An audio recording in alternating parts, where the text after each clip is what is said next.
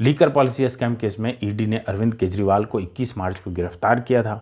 इसी केस में मनीष सिसोदिया, सत्येंद्र जैन भी अंदर बंद हैं और संजय सिंह को कुछ दिन पहले ही बेल मिली थी। मनीष सिसोदिया को आज बेल मिल गई। अरविंद केजरीवाल अपनी गिरफ्तारी को अवैध बताते हुए पहले हाईकोर्ट गए थे और कहा था कि उनकी गिरफ्तारी गैर संवैधानिक है और इसमें कोई बेस नहीं है, अवैध है। हाईकोर्ट ने लंबा चौड़ा अपना जजमेंट दिया और कहा कि बिल्कुल भी आपकी गिरफ्तारी सही हुई है। फिर इस केस को लेकर के सुप्रीम कोर्ट पहुंच गए, इस केस को चुनौती देने के लिए अपील में। सुप्रीम कोर्ट की जस्टिस दीपांकर दत्ता और संजीव खन्ना की बेंच इस मामले को सुन रही थी।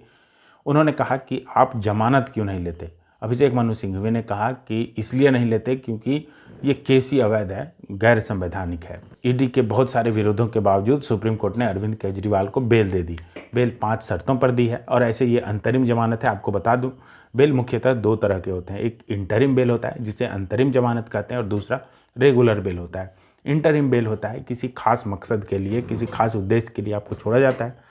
जैसे यदि किसी की माँ मर गई, किसी का बाप मर गया, किसी एक्यूज्ड का, तो छोड़ा जाता है कि आप क्रियाक्रम करके और फिर से अंदर चले जाइए। इसी तरह से सत्येंद्र जैन को इंटरिम बेल दी गई थी स्वास्थ्य कारणों को लेकर के। फिर सुप्रीम कोर्ट ने 7-8 महीने के बाद कहा कि आप अंदर चले जाइए। ये होती है इंटरिम बेल। और रेगुलर बेल जो होती है उसमें पूरी तरह से बेल दिया जाता है। कहता है कि आप जब तक ट्रायल पूरा नहीं होता है या जब तक आपको सजा नहीं होती तब तक आप बाहर रहिए। तो अरविंद केजरीवाल को इंटरिम बेल दी गई है 1 जून तक के लिए। 1 जून तक के लिए इसलिए ताकि जो चुनाव है वो प्रचार कर सकें। पार्टी के संयोजक भी हैं वो और राज्य के मुख्यमंत्री भी हैं, दिल्ली के मुख्यमंत्री हैं, इसलिए उनको अंतरिम जमानत दी गई है। 1 जून की जैसे ही बात आई, अभिषेक मनु सिंघवी जो उनके वकील हैं उन्होंने कहा कि जुलाई तक अंतरिम जमानत दे दीजिए। सुप्रीम कोर्ट ने मना कर दिया कि बिल्कुल नहीं, 1 जून तक ही आप बाहर रहेंगे, उसके बाद फिर से आपको तिहाड़ में आना पड़ेगा। पहले सुप्रीम कोर्ट ने जो जमानत की शर्तें अरविंद केजरीवाल के साथ रखी हैं वो मैं आपको बता देता हूं। पहली शर्त है कि 50,000 रुपये का बेल बॉन्ड अरविंद केजरीवाल भरेंगे। दूसरी शर्त है कि वो चीफ मिनिस्टर के ऑफिस या फिर सेक्रेटरीट गलती से भी विजिट नहीं करेंगे।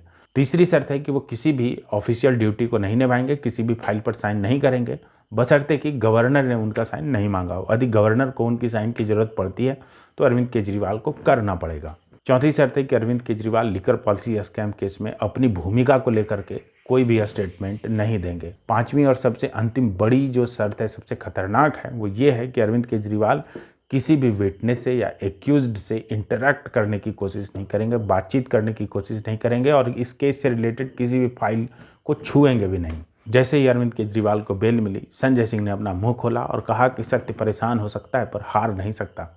ये कोई क्रिकेट का मैच शायद हो रहा है जहाँ पर कभी सत्य जीतेगा कभी झूठ।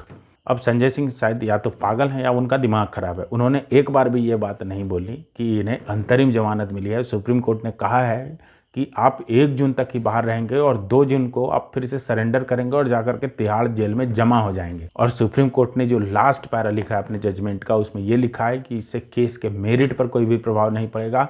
अरविंद केजरीवाल की बेल से जुड़ी लगभग सारी बातें मैंने आपको बता दी हैं।